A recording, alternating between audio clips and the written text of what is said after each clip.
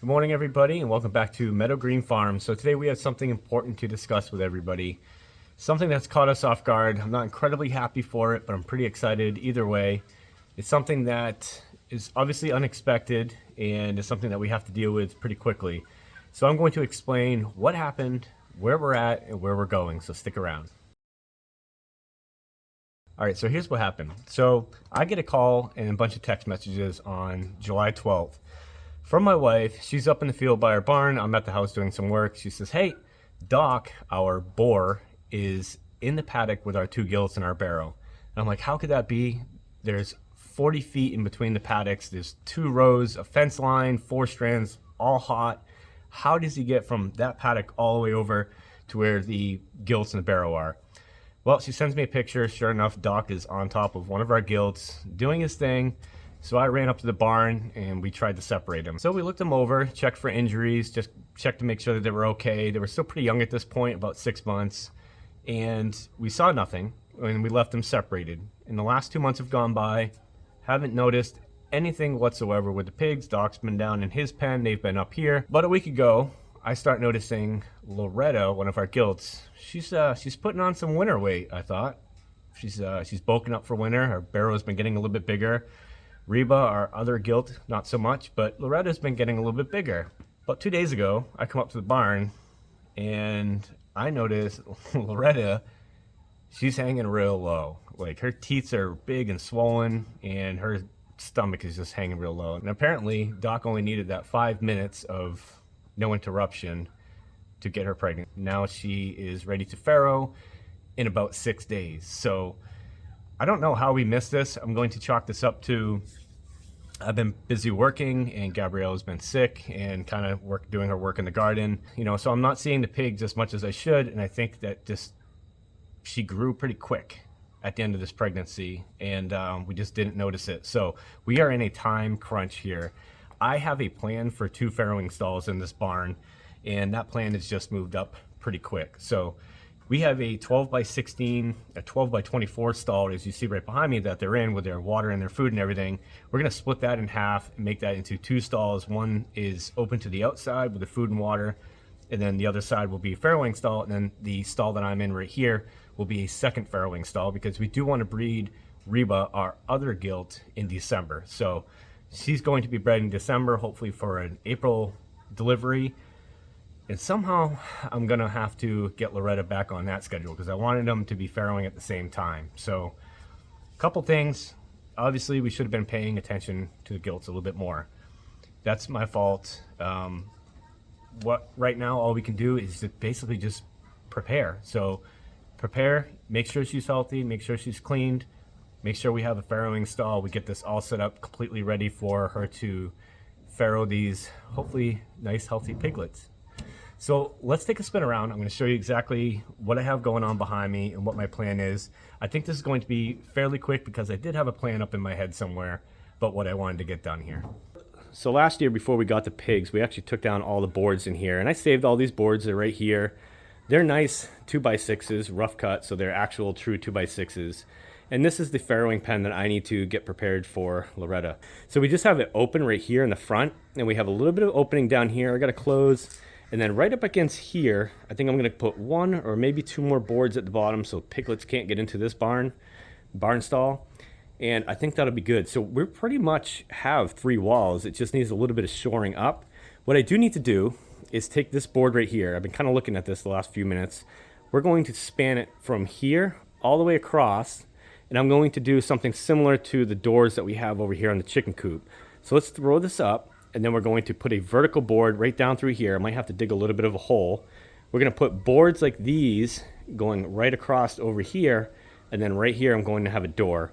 So to be holding these boards up, we're going to use these 4-inch structural screws right here. So we do have all these boards over here nailed on, and these pigs have been able to pop them off. So pretty much done with nails. Let's go ahead and screw everything on.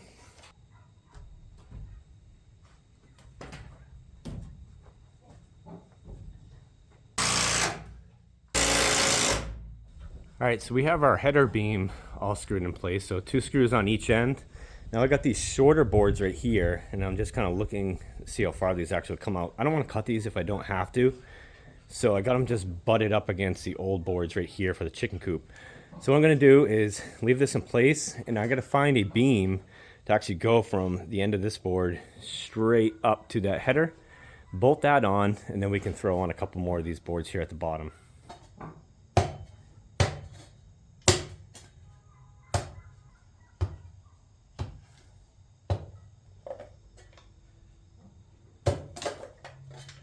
All right, so we just chipped out this hole right here. This ground is like concrete, it's unbelievable. But we only dug this about 8 inches deep. All we need is it deep enough to slip this 2x down into. That way if the pigs rub on it, either way it doesn't, you know, move around and flop around. So this is good. We're gonna drop the 2x4 in there. We're going to go ahead, mount it up to this beam right here once it's plumb. Get it all screwed in, backfill the dirt, then we should be good to go on the door frame.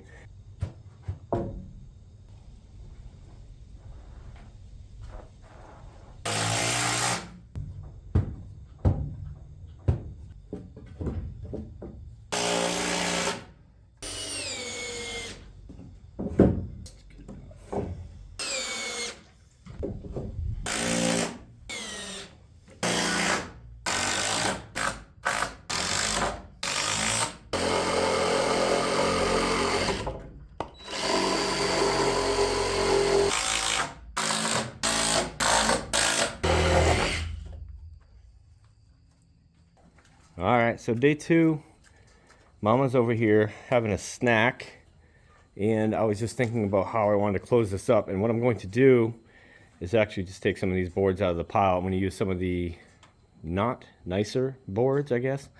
Put them down here and just cover up that hole. So we'll get a couple of them. We're going to screw them right down to this board over here, and then screw them on the end. Maybe add a support in the middle. Maybe not. I think they'll be fine. And then put a little section over here, so we'll have to cut another board down.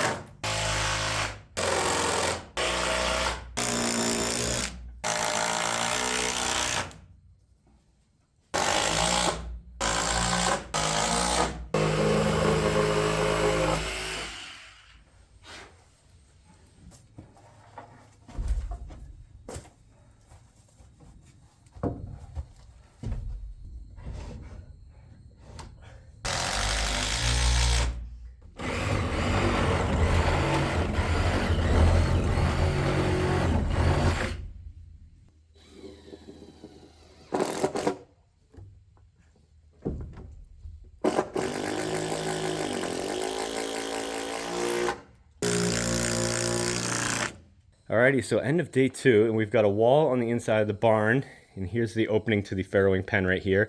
I came in off camera last night and put up a little bit of trim board on each side of the farrowing pen just to kind of tidy everything up, make it look nice and neat. You saw me go through, pull all these boards off. I re-screwed them at the same spacing as this wall right here. So instead of being level, these boards now contour with the ground, and they're at the same height as everything else. So looks a lot better. You saw me go ahead and plug up these holes down here. I also went through and just raked all this downhill, leveled it all out up against the boards that I just put on the outside of the barn.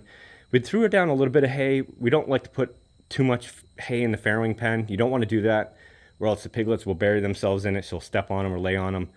So we're gonna leave this in here temporarily for now, just so she's comfortable, and then we'll probably end up scooping it out when she's about ready to farrow, or just keep a close eye on her. As I said before, we're going to have an area over here for the piglets to get away from, but they will tend to, you know, just want to bury themselves in that hay and keep warm. So something to keep an eye on. If you're farrowing pigs, don't give them an area to burrow into unless you want squash little piggies, and that's not good.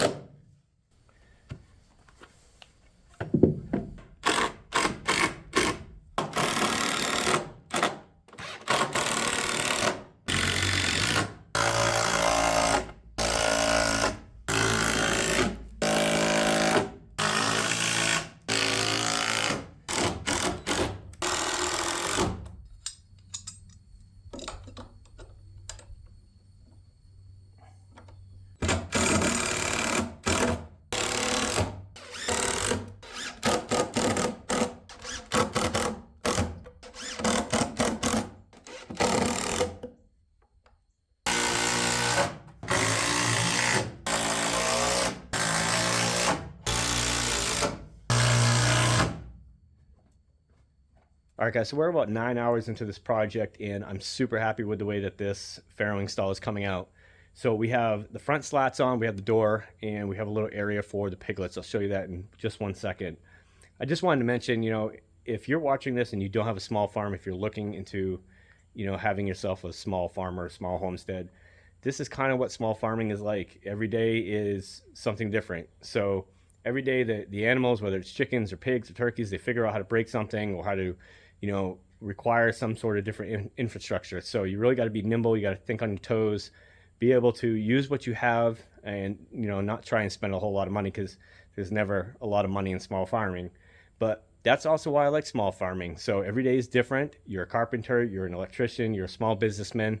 That is what makes small farming a lot of fun. So we got our door right here. We have all of our slats good to go. She's got a nice clean farrowing stall, and I even came through and you saw me put some boards up right here for the piglets. Again, it's really important to have this area right here. That way the piglets can get away from mom. So the plan right here is to actually level this out a little bit tomorrow, and I'll probably throw down a little bit of hay.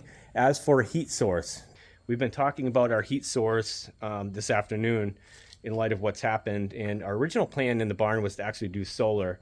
We did some researching today, and I think what I'm going to do is actually buy a 1,000-foot spool of outdoor Romex, and we're going to run a power line all the way up here. So it's going to be 110 volts, run all the way from the house to the barn. It's about 1,000 feet.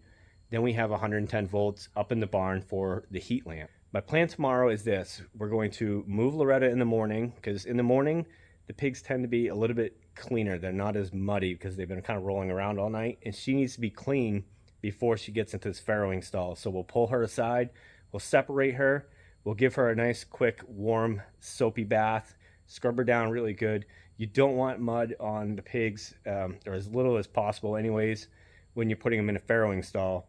And the reason is that mud is usually got feces and stuff in it, and that's how you spread ringworm to the little piglets, and you're going to stunt their growth. It's not a good situation. So if you can, try and get your gilt or your sow as clean as possible before she goes into the farrowing pen. We're going to do that tomorrow. I'm going to try and include that in this video. I'm also going to shoot for getting all the plumbing installed in this video as well. So I'm trying to make this a whole build our farrowing stall, how we're going to put food and water into the stall, and how we move her and get her prepared. So stick around with me. I got one more day left in this video. It's going to be a lot of fun tomorrow. All right, so I think we're all set up, and here's the plan. We're going to open this door, let Loretta into this area right here. We've gated off on this side with a cattle panel, and we also have a gate over here and kind of the tractor just blocking this area. So Gabrielle's got some treats. We have a fresh water bowl. We're going to try and stage her right here, keep her busy with some treats, and we got some soapy water and some warm water to wash her down before she makes her way right down in here to her new home.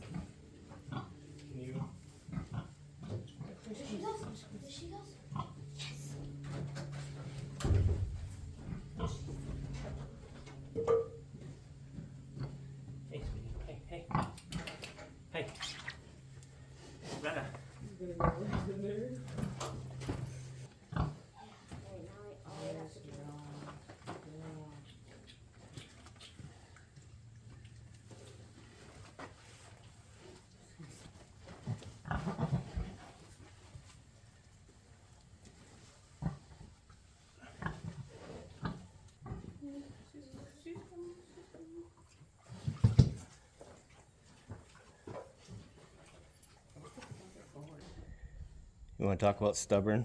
Try and move a pig. Come on, girl. You know what that sound is? The barrel rubbing his nose on the window of the door that we Oh my god. Come on, Loretta. Yeah. Rinse her off.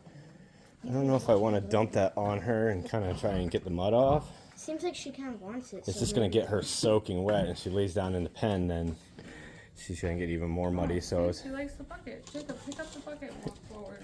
She's going to drink it. It's warm water. It's really warm water. So it's to wash her with. That's okay. Come here, girl. It's a little heavy for you, buddy. Yeah. If she wants it so much. use that for.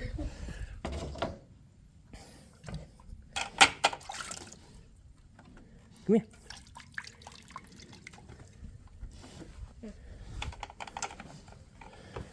All right. Let's try something different here. Jacob, you get up on the tractor, you man the camera, and we'll see if we can shuffle this girl right into a new home.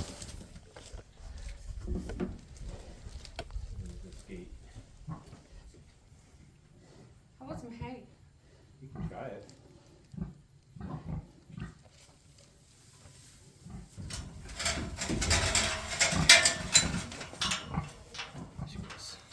Yep, she's fine.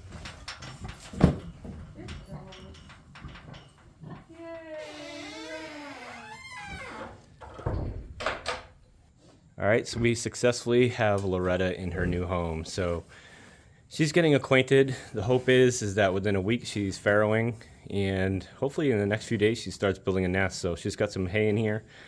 I did get the water hooked up over here. I'll show you what's going on with that in a minute. We just wanted to get Loretta moved real quick because she was up here by herself, so we decided to move her real quick, and then these two meatheads joined and it turned into a spectacle. So she's in the new spot. Let's review the watering system and I'll show you what's going on. Looks like we wore everybody out. Yeah, she's worn out. All right, so on the outside of the barn, we have our 3 275-gallon IBC totes.